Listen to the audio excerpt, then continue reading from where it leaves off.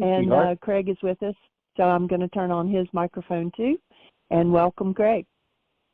Awesome. How are you? How you be, Craig? Okay. I had a couple of strange days since this weekend. Well, you've created some major openings, so that doesn't surprise me in the least. Yeah, so honestly, on Sunday morning, I thought I was having, I had a panic attack like 10 years ago, and I'm familiar with that from that period. Right. And I had no clue what was going on Sunday, and then I had the same thing Monday, and then today I'm okay. So I think it was pretty powerful. So Michael, thank you so much for the weekend. Life-altering stuff. Very cool. Well, delighted and honored, and remember from the Why Is This Happening to Me Again workshop, the symptoms of healing, that when energy goes into the system, it creates symptoms on the way back up. It's going to be the same, and the big key is to stay in willingness and breathe. Right. So the breathing thing, I'm so dialed into it now. So I scuba dive, and breathing is a huge part of our world, and I never realized about the surface. It's the same thing, right? So really the root of it all. You go back into all those conversations in the church about the Holy Spirit, and all they're talking about there is the breath in the real world. Right. It's honestly, was such an eye-opening weekend. A lot of it I knew, and not that I knew, but I intuitively knew, and it was just like resurrected in me. It's like, this is stuff I've known my whole life and just kind of suppressed. And it was very scary to begin with, a little bit. I don't know if you know, if Michele talked to you or not, but I was like, wanted to go like 2 or 3 times, just leave. Didn't want to kind of deal with the weekend, but it was great. I'm glad I did. I'm glad I had the support, and I feel different today than I've ever felt in my masculine, tear apart the world way. I feel very differently right now. So, but the reason I was calling mainly, you mentioned about, and I think I sent you a text yesterday trying to kind of like precursor this, and it was just about forgiveness and and mainly about regret. So Michael, to me, I have this, it doesn't come from anywhere. It doesn't come from studying. It doesn't come from reading. It just comes from my being. I have never been regretful of anything, ever. I have done stupid stuff. I've hurt people. I've done things, and I don't even want to say it that I wish I hadn't done, because that's regret. But to me, regret is like, it's kind of like moving backwards. To me, it's like depression, thinking about, I don't know if you can swear or not, but just like shit I shouldn't have done or did do. But then I look back and I think, I would never have been here. I wouldn't have met you. I wouldn't have met the person at the store today. My whole life would be different. And so I guess in my opinion, regret is meaning you go back and say, I wish I hadn't have done that. And I don't wish that. It's like saying, I wish I wasn't here right now. If I had done that and taken a left-hand turn, I could have gotten in a car accident and I wouldn't be here. So it's like, I don't regret anything along my journey. I feel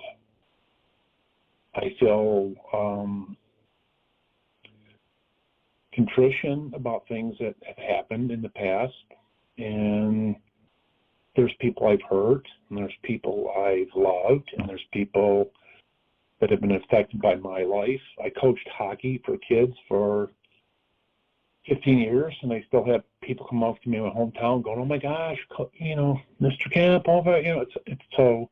I don't regret anything I've done. Could I have done things better? I don't know. Could I have done things worse? I don't know. But it's got me here, right? Right. And I think I kind of told you this. My life brought me to you and Michele, to be honest with you, and it's okay. And then where does it take me from here? I don't know. But it's like saying if I don't know you in another year, or if I don't know Michele, you know, it's like saying, well, I regret that. I don't regret that at all. I mean, I think it's part of my life, just part of my being here. Do you know Zig Ziglar from way back when? I do. Motivation. Yep. Yeah. Okay. Motivational speaker. Well, sure. Sales. Yeah. King of the sales right. presentations. Yeah. And I'm in sales, so he's kind of like a icon. But I can remember him talking about choosing your life's, and I don't want to say destiny because that's not in our control, but it's like, I remember him talking about just people getting in a canoe and going down the river with no paddles. And it's just like, well, your friends went to this college, so you're going to that college, and your friends are doing this, or you're doing this, and it's like your canoe's going to end up banging into the shore wherever it does. Or you can put paddles in the water and kind of steer your life. Right. And I kind of think about, to me, regret is like if you just didn't have any paddles in the water. You just got in your canoe and just ended up wherever you ended up, right? And I think if you end up somewhere that you don't want to be or you don't mean to be, to me that's regret. Like you sit on the shore and go, well, I'm really sorry I'm here. This kind of sucks.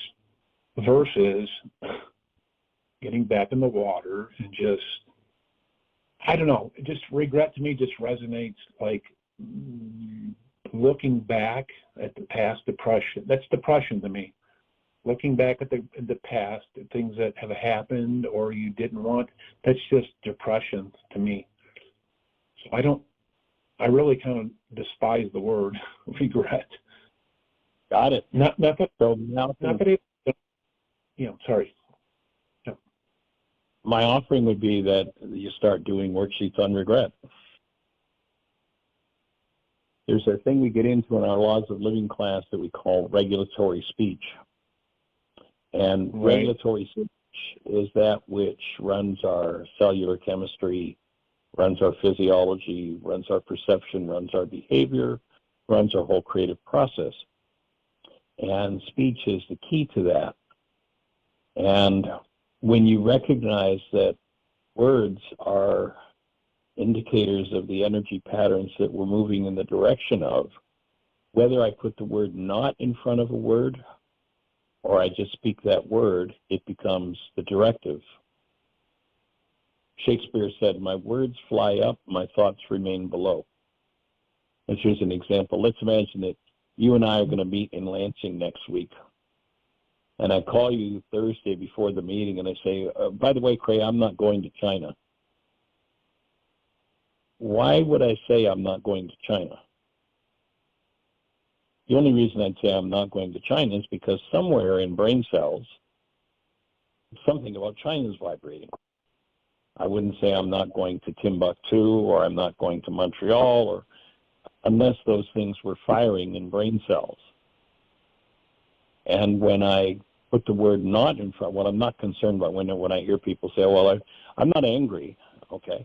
So when anger is vibrating in brain cells and we're in denial of it, I'm going to say I'm not angry, but the fact that I'm using that language says there's something in my mind in the file on that topic that I really need to work through.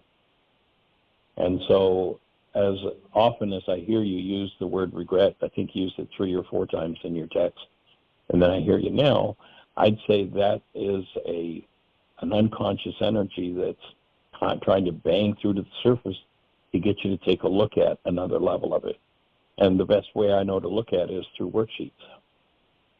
So I suggest that be your next worksheet, is to look at these ideas about regret and see where, why the unconscious is coming up with such a focus on something that you say you have no concern about. Mm.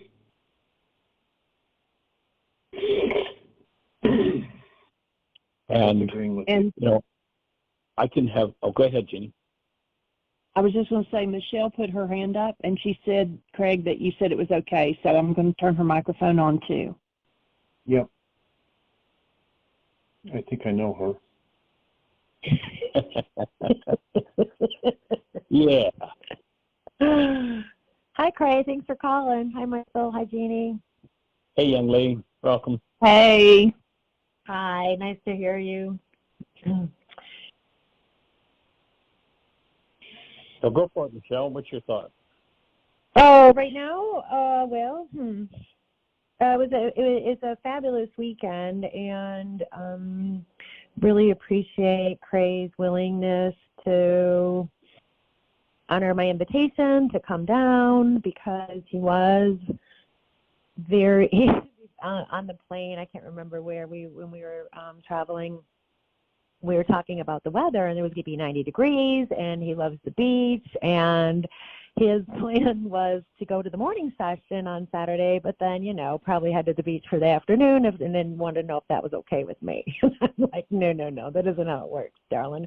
And I said to Michael when I got there, I'm like, we got a runner, because, everything was coming up at once. And I will, admit, for the few months that Craig and I have known each other this year, he's been getting forgiveness speeches on the daily, whether it's for me or looking into stuff on the website, or friends in Mexico who participate. So there's he had a lot of foundation coming into the weekend, and maybe that probably added to some of the fear, because been sharing with him my own journey for 11 years, and lots of challenges to do the work, and it's not easy. And Dr. Rice, you say, it's not Dr. Feelgood. Who wants to spend a Saturday?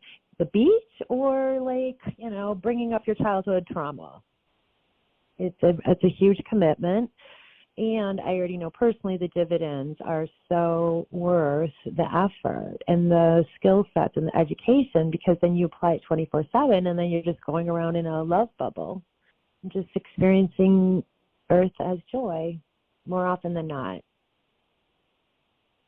Cool. So regulatory speech, that came up right away, right? Because he'll something with the nut. I'm not upset about that, Michele. Oh, really? Are you not? You're not upset at all. And then trying to help illuminate, it's not like using the right words, wrong words. It's about gaining insight and awareness about your own inner process. And that's where it's all happening. So whatever you can do to pull it in instead of looking for the fix outside of you is what the focus is. So And Craig, when it comes to resistance,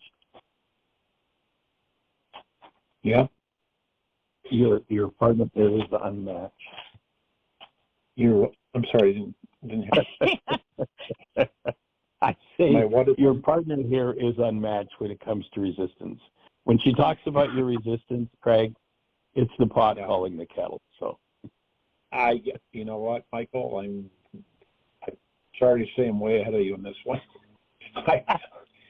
All I keep telling everybody was, everybody that meets me says, "How are you doing?" I say, "Oh, I'm dating right now." They go, "What? You're dating?" I'm like, "Yeah, never date a psychologist. That's my only advice." So what I heard is date a psychologist, and it will elevate your process. There you go.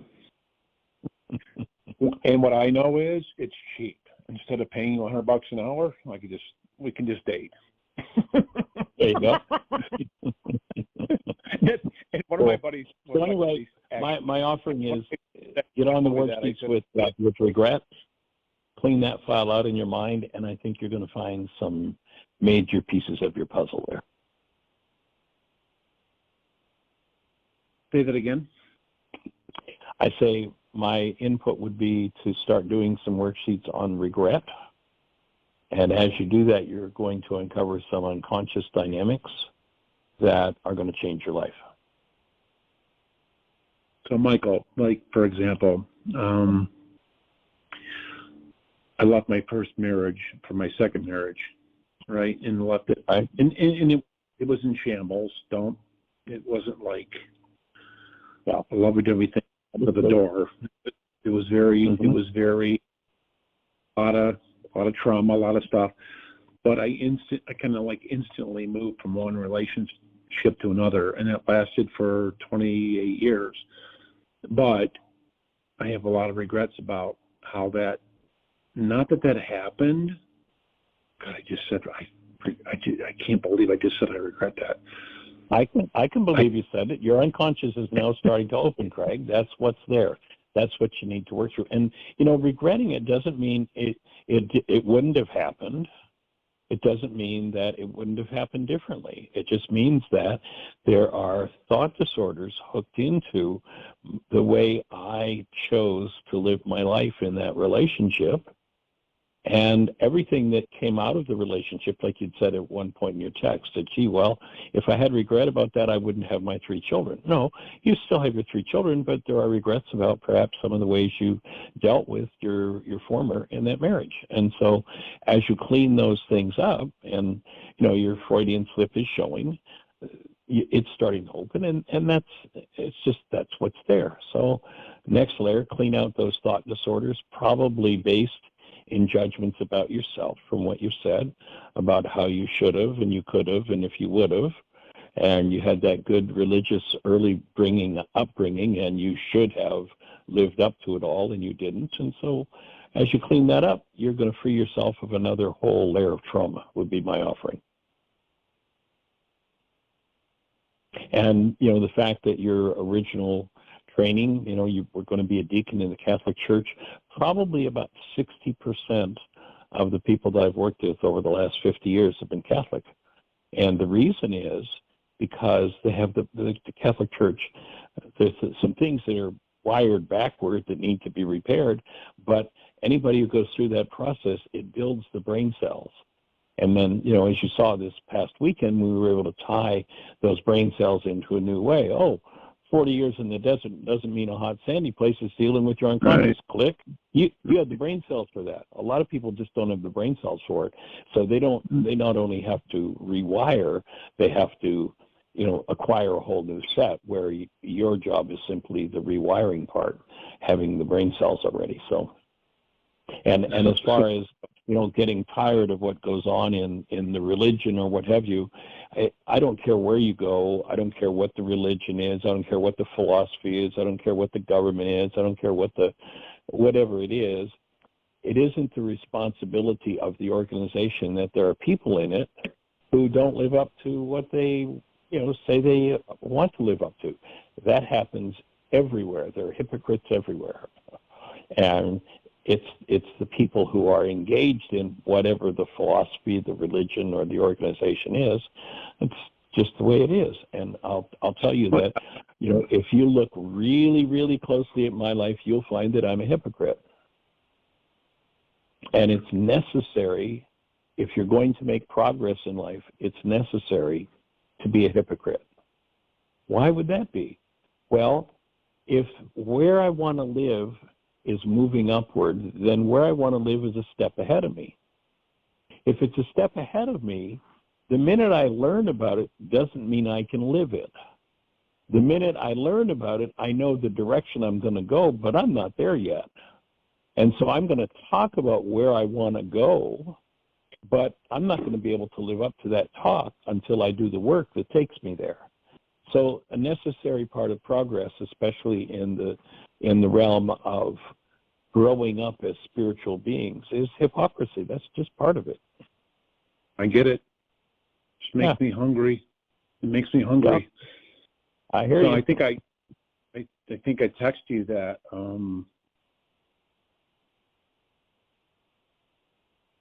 I 100% believed in Yahweh and what his thoughts were, and how it's not even the Greeks. It was even just taking his 10 loves of law and turning him into a frickin' lawyer's nightmare. I remember a comedian, I told Michele the other day, a comedian I heard said, "You want to know the Bible? Real simple. Obey, first commandment, obey, or first testament, obey and love."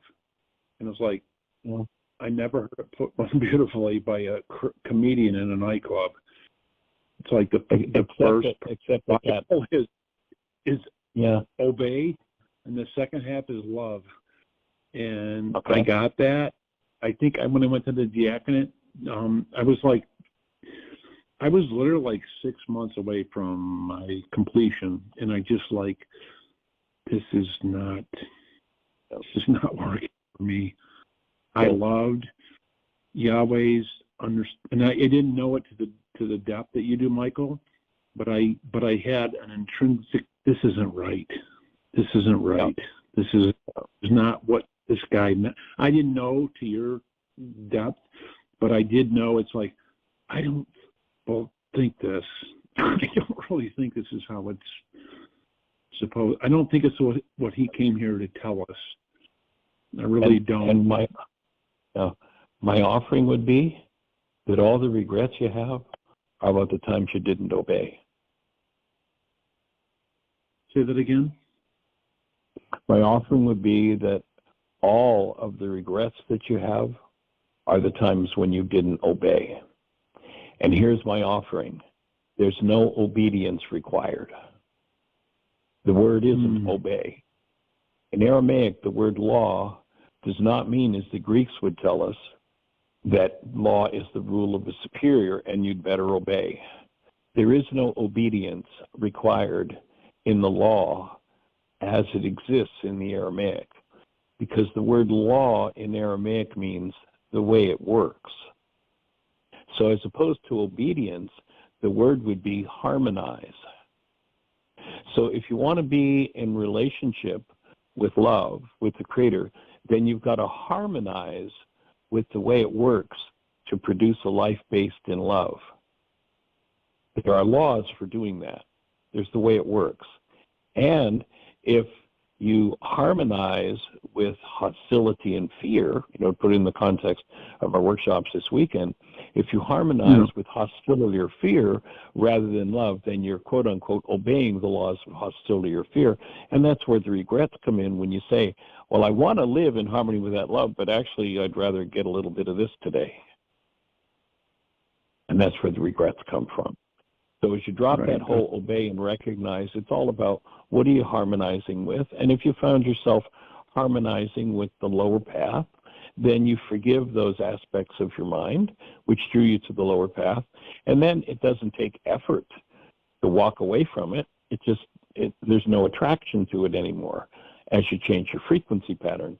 And the fact that we all come in with generations and generations and generations of disharmony with living, having appetites that override the desire for the experience of ourselves as love, as you free yourself from the hostility or fear that create those desires, then you'll find that, first of all, they're no longer there, and secondly, you can just easily just let go of all of the regrets.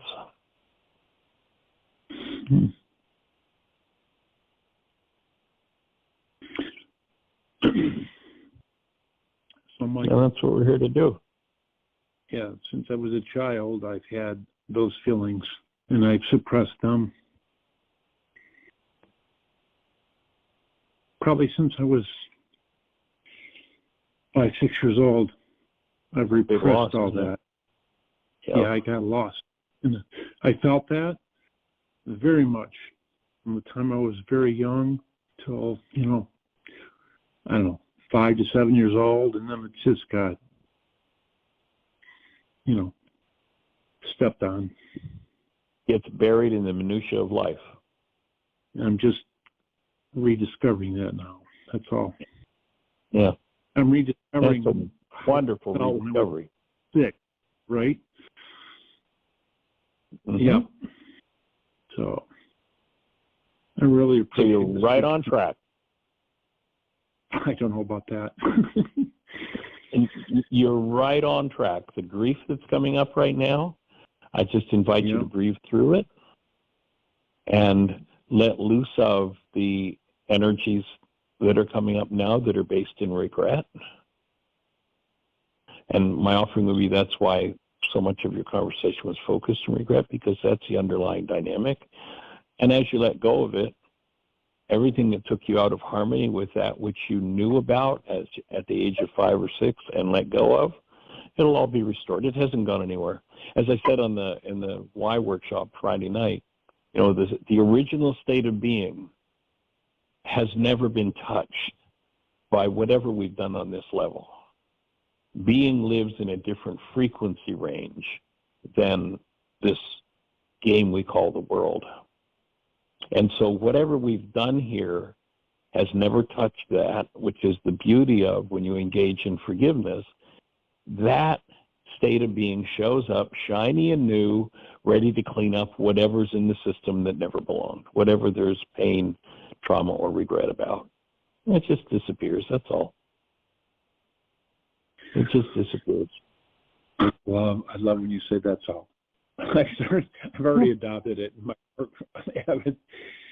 We just go do this, that's all.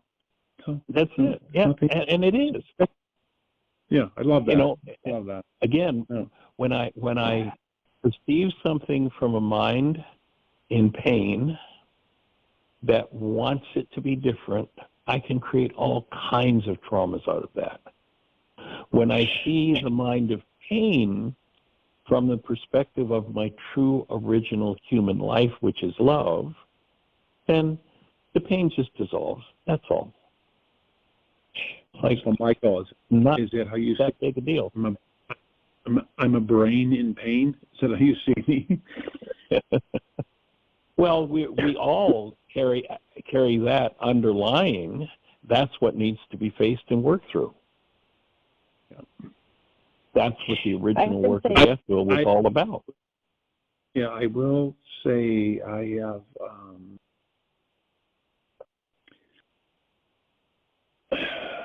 opened up or addressed things I've kept inside me for 55 years. Too long. Yeah. Yeah, it's too long. I don't want to apologize for my breathing session, but it was like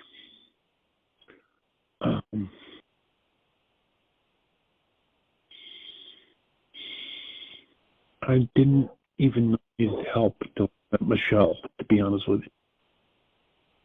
you. And no, I shouldn't say that. I started like last October trying to like free myself of some stuff and going like at a snail's pace. It was getting better. It was better, and in fact, it got better enough that That's great. I went to college and everything. It got to a point where I was like, "Yeah, I'm ready to kind of be able to share myself with somebody," you know, which I wasn't prior. And I went from I would say in October I started at 0. By the time I met Michele, I was like at 10, and now I'm like at 70 or 80. And it's been an exponential curve of, it's been a lot. Yeah. And I'm appreciative of it. Yeah. Sweet. And my offering is that as you handle the regrets in your relationship file, so to speak, from those past relationship interactions, the things you wish you hadn't done, the things you wish you had done differently, as you clear those out, then they won't impinge on this relationship. You'll be free of them. You don't need to do that stuff again. If you don't go in and face it and work through it, then it will, sooner or later, the stress will be up and the chips will be down, and it'll come up again and pop right back in and take over. If you I don't want focus, I don't want that. yeah. So you do the work, you clean it out, and it isn't in your mind to rise up. You know, there's a great passage, actually, there's a book that did not make it into the canonized scriptures. It was called the Book of Thomas. And in the Book of Thomas, the disciples and Yeshua are in front of some of the Pharisees, and the Pharisees are just railing all over Yeshua. And the disciples turn to Yeshua and say, it's not like, why don't you sock it to them, give them back some of their own medicine? And Yeshua's reply is, I have none of that in my store. There's none of that in my unconscious to pour on them, so why would I pour it on them? I don't have any. When those behaviors you did that regret was about get cleaned out, they're not there to raise their ugly heads again, and you'll simply be free of them.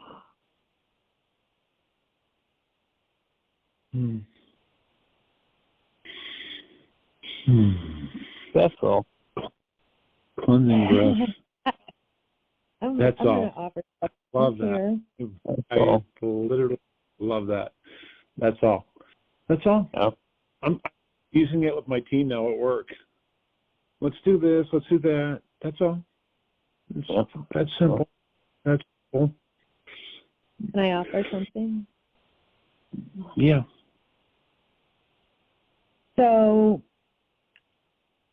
I'm listening, and I made a connection that I want to share in the sense of resonating the high energy frequency that's going to bring in the antidote to heal the wound.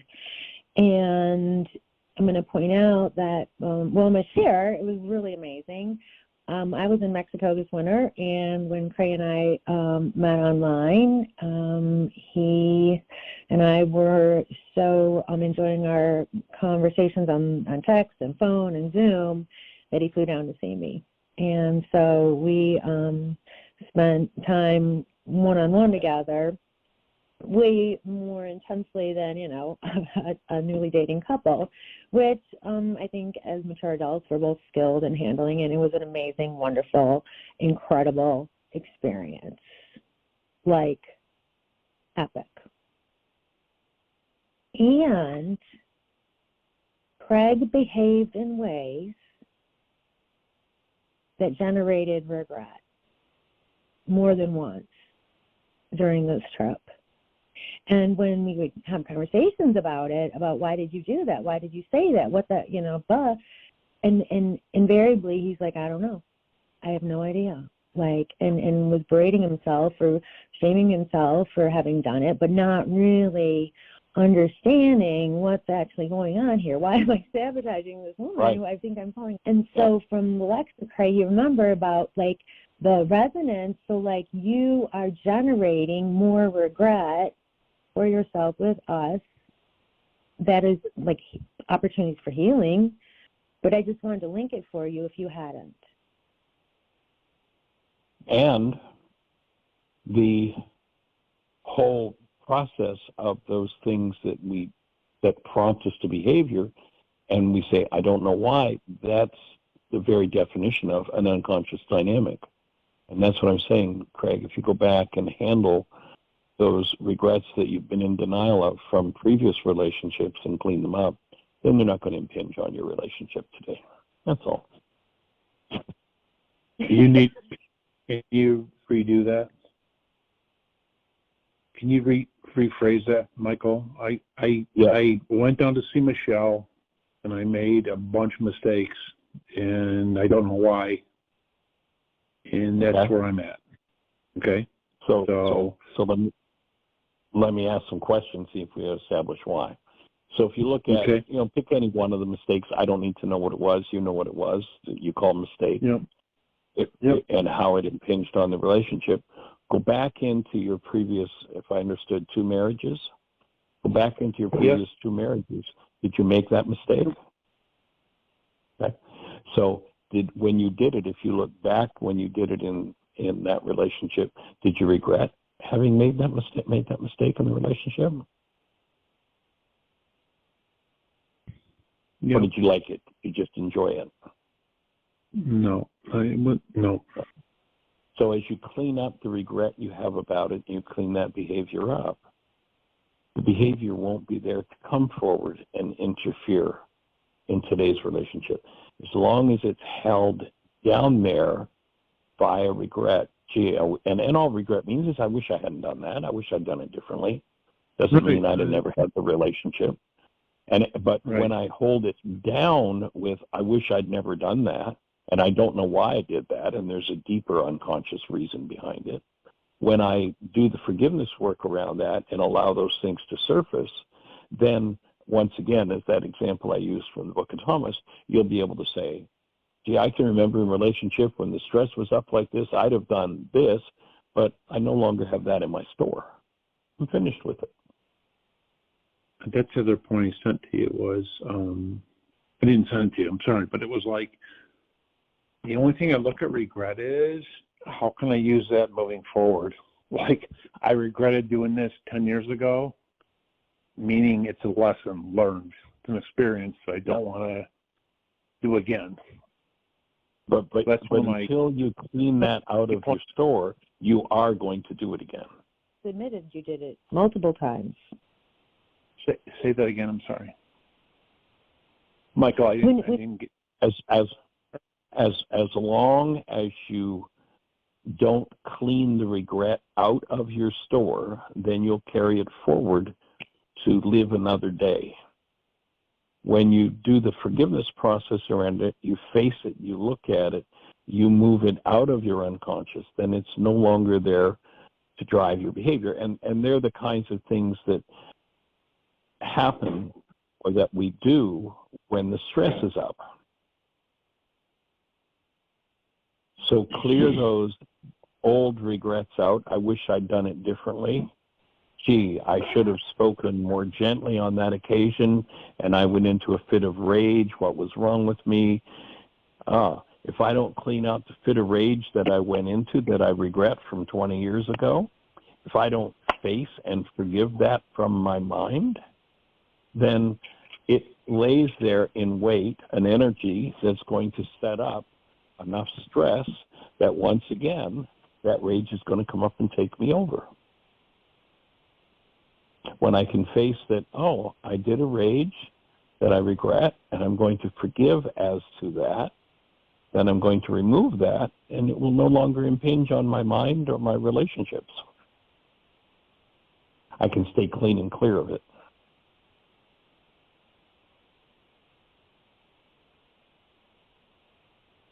Makes sense.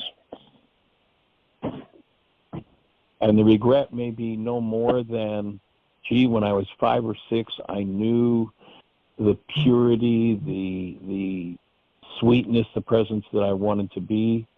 And then I fell prey to some old power person dynamics. I knew I shouldn't have been doing that rage. I knew I shouldn't have been doing that manipulation. I knew that behavior was destructive. Right. But the energy of it was so strong in me, I did it anyway. And now I'm going to face that energy, and I'm going to forgive it. I'm going to remove it. That's what I need. So I'm still away. I still do things. I like 30 seconds later. I'm like, why did you do that? Why'd you say that? Like 30 seconds later, after and I get that from. My biggest thing is to right now is try to take all those old. This is going to sound really cliche, but I like to try to take the old habits and just purge them. I just need to get out of my system,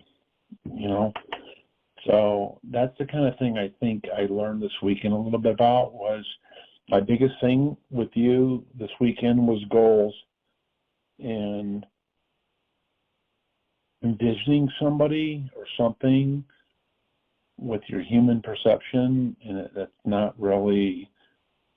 So my biggest thing this weekend, my biggest takeaway this weekend was goals. Right. And it's like, those are my goals. That's not the goals. It's like, that's how I see things. It's not like how things are. and I've kind of dialed back my, I call it expectations. The goals. The goals. Yeah, I pulled my goals. It's like, why do I have a goal for this? Why don't I just like be in the moment, forget about, and that's where the regret thing. In my world, in my simple world, thinking about the past, like my father's passing and whatever, that's all depression, being sad about stuff that's happened, and then worrying about things in the future or anxiety. So it's like kind of live right now, and even trying to live right now, I would think my issue would be anxiety. I'm a guy that's like, what's the end of the story? What's the end of the story here? I like the movie. Come up with the movie. How does it end? And it's like, just watch the movie. Just relax and watch the movie. I don't have that in me right now. Relax, kind of, watch the movie, and clean up your mind. The goals are Zig Ziglar's paddles. And we come in at this stage in the creation as human beings to a family system that already has 1 million goals in the unconscious. When I know better, even if I'm that 5 or 6 year old and I know better, but one of those unconscious goals from the family pattern, the good old family feeling comes up, that will override my knowing and take over, and that will be my moment of regret. When I recognize that's there, that's where I apply forgiveness. I weaken the patterns from the generations, and those things can no longer take me over. And if I'm in a situation where I'm living in the moment right now and that comes up, that's where in an instant I start taking on the habit of doing worksheet. In that instant, I look at the goal that's driving this pain. I cancel the goal. I collapse the pain. I look at the underlying energy, and I clean it out. So I'm continuously freeing myself of the past generational goals.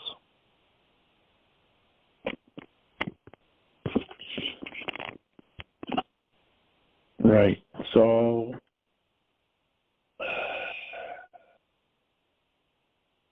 cleansing breath. I'm taken every aspect of my life. I played hockey for years. I've been a sports guy. I've been different stuff, and I've always just kicked ass. I mean, I don't know how to, at work, in my career, at my life, I've just been this larger than life guy, and all of a sudden I'm like really in tune to my weaknesses. And it's tough. It's a good place to be. Very tough to deal with, Michael. Yeah, it's tough because I'm used to being a tough guy and overriding it. But when I overrode it, there were times when it overrode me, and that's what I did, what I regretted. I wouldn't let myself be weak enough to question myself and go, there's something in here that doesn't belong here. And so what you've just shared with me, to me, is you're in an awesome new place where you can clean that whole past up and not have to play out the good old family feeling that ends up in trauma and turmoil. I'm in a scary place right now. Yeah. Well, it means you got to look at your own unconscious dynamics. And, remember that story where Yeshua, the disciples are with him, and he asks them, what do we need to do? And he tells them, he basically says, you need to go in and clean up your mind. And a large number of the disciples that were there with him literally said, this is too hard a saying. Who can understand it? And they left, and they never came back. It's a vulnerable place to be. But relative to almost, thinking you know when you don't, it's an awesome place to be. That was me on Saturday morning. Like, I gotta go. So one of the things that has come up when we left the seminar, we were going back to the airport, was that, you know, really having the work illuminated for Craig. This is my experience. I've always said it. That, like, as enthusiastic as he was feeling about, like, okay, I feel like, you know, there's an opening here and a path to do work, but are you kidding me? Like, when I look at my family of origin and, like, these people, like, that's, like, lifetimes of work. There's no way. And, you know, kind of in that, like, I'll never get done with it, so why bother flavor? And no, wait, Michele, let me share the conversation the way I remember it. And then, okay. So I likened it to yoga about, like, okay, well, you could do 10 years of yoga and still not do what the teacher can do. I go, but the difference between, like, physically doing something and emotionally, energetically doing something is that if you bring in Holy Spirit, there can be years and years of things cleared in an instant. One breath session could be 10 years of therapy. So giving more weight to that aspect of this, and especially this last piece where you're talking so much about how scared you are and reinforcing your fear versus looking to Rukha to Koodsha to incline you towards healing and asking for the support to figure out what I can on my own. And we'll invite you to consider letting go of figuring it out and just forgive it instead. Thank you. So my question actually was, Michael, so that's what I said to him.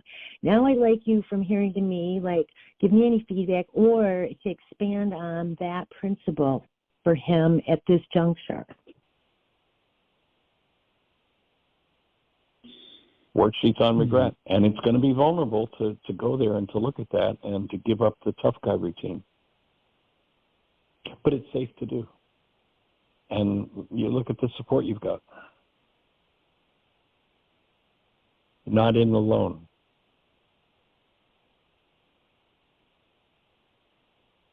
Do you have a thought for Craig? I just, yeah, I appreciate everybody. Kind of tough. I had a little bit of a rough. Not breathing. You can see through the phone. Not breathing. Yeah. Good breath. That's the kind that moves things. Yeah. It was a nice weekend. It's a great, life-changing. That's the idea, for sure. I don't really know how all this works. I don't know how I met Michele. I don't know how Michele connected me to you. And I don't know and I do know. It's all part of the journey. It's all part of the journey. You got it. I don't mean it's predestined. It's just, it is what it is. It's just, when you're ready to do your work, I'm ready, dude. You gather companions, and you don't go forward alone. I tried it, Michael, since October. I think I told you, even in this meeting, it's like I was like, I'm done. I'm sick of this shit. I live alone. I'm lonely. I'm not eating right. I'm not doing things right. And it's like, I don't want this anymore. So I started that, and that led me to, am I ready to see somebody? Am I ready to meet somebody? Yes. And instantly, the first. There's Michele. How cool is that? I think the first thing on thing was like, and she honestly, her picture looked like a giant woman on a John Deere tractor. Like, why am I attracted to her? I don't really. It's not my thing. I mean, why am I? And I did, and it's like it's led me to this today. Michele, in meeting you picture of yourself. Michele, did you put a picture of yourself up on a John Deere tractor? It's a horrible picture. I was in a sailboat in Mexico with a ball cap, and so I did look a little farmish. It's a horrible picture, and it's like, and honestly, Michael, if I was scrolling through 1,000 pictures, I never would have really. I would just like a passerby, but for some reason, and to me, it's a Holy Spirit moment. As I would put it in my world, and she clicked me. Sorry, it's my bad. I saw her, I don't think so. And then she clicked me, like, you want to talk? And look at me. Look what's happened in the last couple months. And you know what, Michele? Apologies. I may never see you again in the next. But it's changed my life. So I don't even want to think about that. Breathe. Okay, good. How do you know that? Am I on camera with you? Can you just hear me, Michael? I can hear you. That's exactly what happened. I just stopped breathing. I'm trying now. So I am sure, Craig, that Michele is going to give you every opportunity you need to learn forgiveness. And Michele, I have a sneaking suspicion that perhaps Craig's going to give you a few of those moments too. So that's a marriage made in heaven. Don't mention marriage. She hates that. Oh, the M word, marriage. Don't say the M word. Craig, I can remember when it used to be the M word too, but I'll tell you what, it's the biggest blessing I ever had in my life. Myself, my brother. Yep. I cancel the goal. What? Fill in the blank. Let's talk I about cancel that. the goal for it to be different than the way it is. Cognitive dissonance. So, Michael. Yes. Your opinion. My biggest takeaway from the weekend was. Oh, you have a different biggest takeaway. Go on.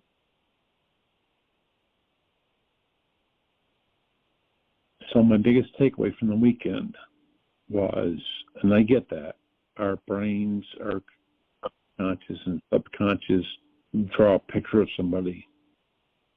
And with that picture of somebody, we have a goal. And my point, Michele, in the last 2 days has been, I need to get rid of that goal. And the goal for her, for me, my goal is that we live, it's different. It looks different. Like her and I are out several times a week, blah, blah, blah, blah, blah. My goal is different than actuality, than reality. And so I had to get rid of that goal, right? So I'm kind of like,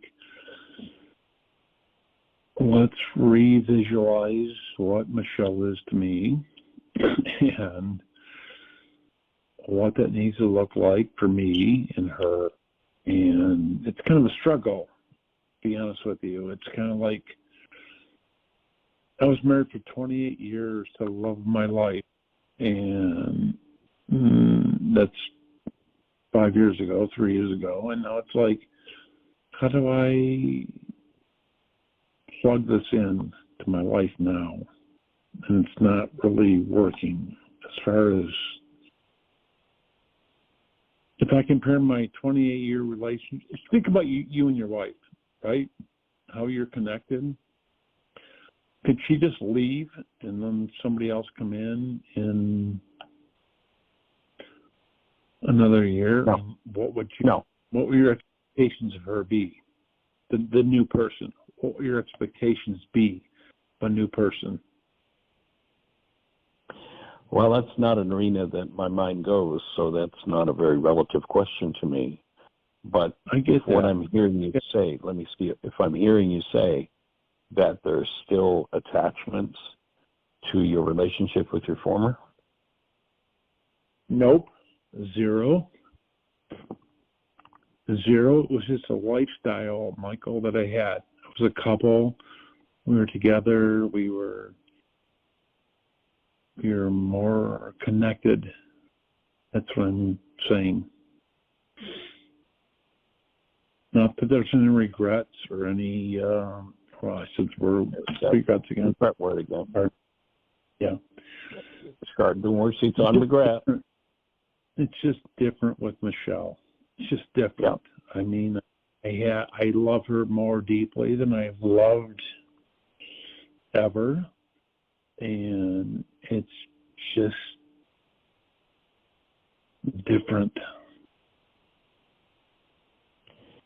That's all. Well, notice in the context of this conversation that once more the word regret rears its head. My offering is start doing worksheets around those regrets and clear that out of your mind, because that's going to be one of your biggest interference patterns. One of the biggest what? Interference patterns.